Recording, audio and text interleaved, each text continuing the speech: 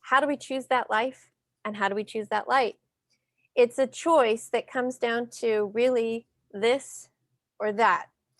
I know life can be complicated and gray in many areas, but really, when we choose to have light in our lives, we are opening the door for so many great opportunities. That also means that the darkness is behind you. Just like anything that casts a shadow, use the object with light here, there will be darkness behind.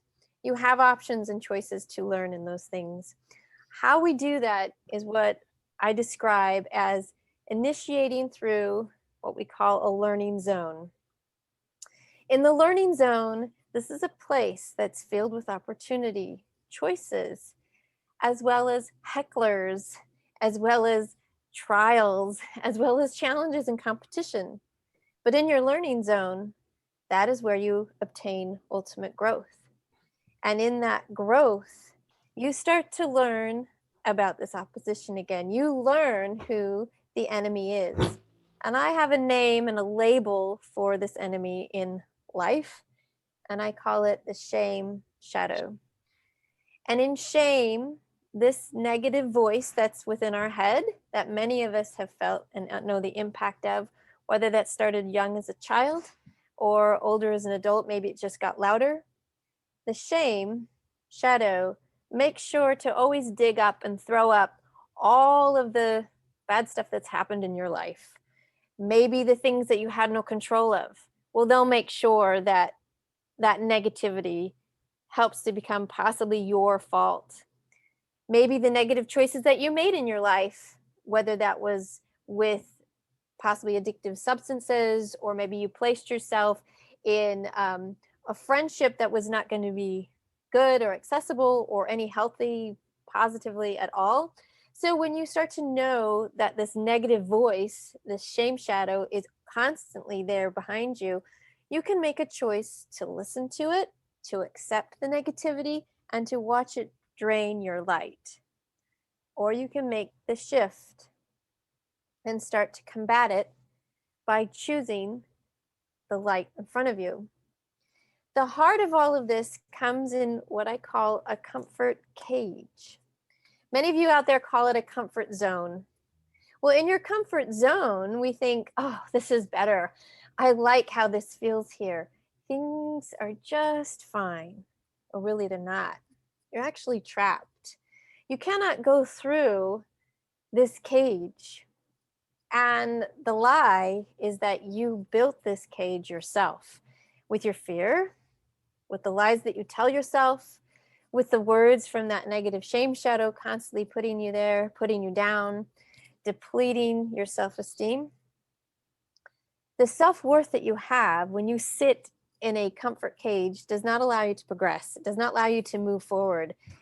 And you essentially are stuck and you start to waste. The comfort cage is there as a lie. We think, oh, okay, things are better in this place. Really? Are they? Are you improving? Are you stretching? Are you growing? No. You're sitting in things that are unhealthy, that possible relationships with yourself, with others, maybe even a spouse, maybe at work with the world. This comfort cage is not there for you to stay in. Please open the door and enter your learning zone, because come what may, it will come. And you have the choice to love it or not. Your soul exposure is the vulnerability that happens within this place. Your vulnerability is a place where you can see your weaknesses, and in a learning zone, they can become your strengths. For myself, I have a lot of emotions that usually I wear on my sleeve. And some people think that can be something that they can pull or manipulate or try to trigger. And I would then, in the past, think, see, I am weak. I'm too emotional. And then the word and phrase, I can't, I can't, I can't comes in. Well, who's winning with I can't? The shame shadow and the darkness. So when I start to actually hear myself think these thoughts, either through journaling or talking out loud as I walk, I suddenly realize, wait, that's not my voice. That's that negative voice that's constantly trying to tear me down. So in my vulnerable moment, I have a choice to make my weaknesses become their strengths. It's not weak that I have emotions. It's not weak that I can feel and empathize with others. It's not weakness. I can make that my strength. With strong boundaries, anything is possible. And so walking through that vulnerability allows you to love whatever came your way. There is a skill set with this that really is important, and it is the grounding that we need. Many people ground themselves in lots of different ways. There can be things of, maybe you need to physically touch something and feel it to know that I'm here, I'm safe, and kind of get out of your mind. That's fine. Some have religious views that help to ground them. That's fantastic. Others with their faith, their beliefs. But usually what I see is that it is something in something higher that helps us to ground ourselves. For myself, I like to take my shoes off, stand, and remember in my faith who I am. I'm a daughter of God. Where am I? I'll name the place. How old am I? I have 47 years of wisdom. What can I do now? I have a choice. And those are my grounding sequences that are very simple for me. And I hope that you find a place to ground in yourself, because as we ground, we start to stand upon something very solid. And in that solid place, we can then find our healing. Healing from wounds from the past, whether from abuse, whether from neglect, whether from something in the past, possibly was an event, possibly an illness, an accident. We can name off lots of trials that happen to all of us. We're all exposed to something. Again, it comes to our choices to know what can come, and will we love it, or will we dwell in the negativity of it? Walking a healing road after leaving domestic violence has been a journey that has been such an amazing blessing. In fact, I number my blessings every day, and we're up to 5,236 blessings of leaving domestic violence over 14 years ago. In this healing journey and in this walking and counting these blessings daily, I realize there is life. There is hope. Sure, there might be an hour of sadness and being upset, and that's fine too. There's nowhere that says along your healing road that you have to sit down and quit. There is time on your healing road to sit and to reflect. Something what I've learned along this healing journey is that it's lined with amazing people who care, who empathize, who love, who reach, who are different than a heckler. They really have their heart reaching towards you. And ultimately, with a higher power that I believe in, that is the light source that allows me to stand up after I've done sitting and resting and reflecting to start my recovery again. The internal work that happens in finding your light is something very powerful. It is something exciting for myself. I love to immerse myself in the Word of God. I also love to think and ponder. I like to memorize words and see their impact. I like to look and serve and listen to what others have to say. An underlining piece of this internal work to find my light is how I connect with music. The connection in music has such an uplifting, soul cleansing power for myself that I can invite the come what may and love it, because I now have tools to know how to combat it.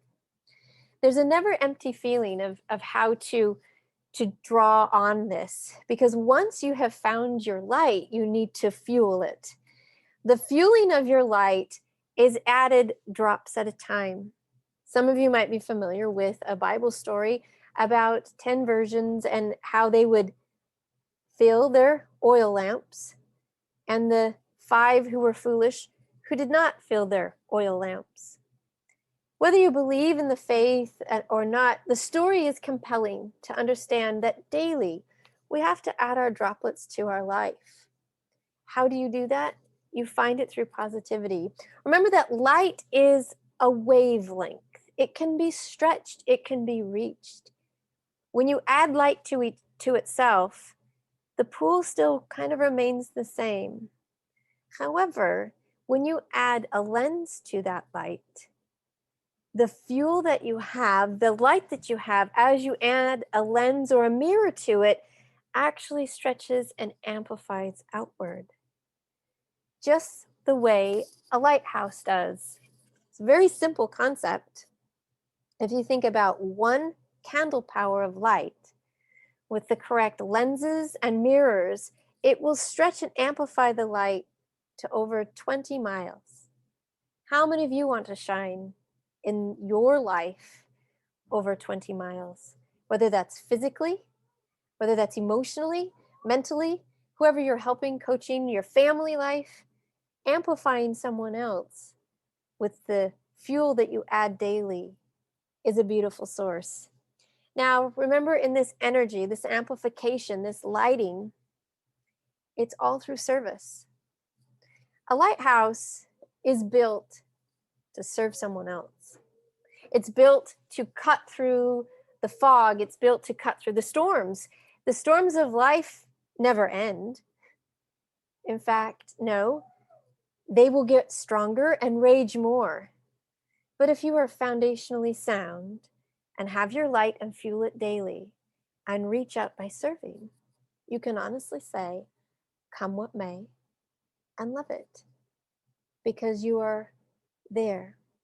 Now, there are times when your lens has to be polished and cleaned. Life happens to you as well. There are times when the fuel source might start to dim. You need to make sure you add to it. But the service that you give to other people is the light that helps others out of their darkness. You can be that pinpoint of light that a mariner sees clear out in a storm. It's just one tiny hope. And as they draw closer to it, the beam starts to build and stretch, and soon it becomes a beacon. And so again, you can come what may and love it, because you're in that true service to help others out of their darkness. Notice one more time that the lighthouse is foundationally grounded. It itself lives in a learning zone with weather happening, but yet it's grounded. It itself, as the beam switches around, there's always darkness as a complete opposition on the other side of it. It still stands, it still is strong, it's not denying that. It leaves its comfort cage in the sense of stretching out no matter what the weather, no matter what the circumstances are. It is grounded, strong on a rock. Its vulnerability are the glass mirrors that are all around it. They can shatter at times, but there's replacement and there is healing in our internal work. Once a light source is discovered, fueling it, amplifying it through the service of others is what I feel that life is really for. So come what may and love it. Thank you, everyone.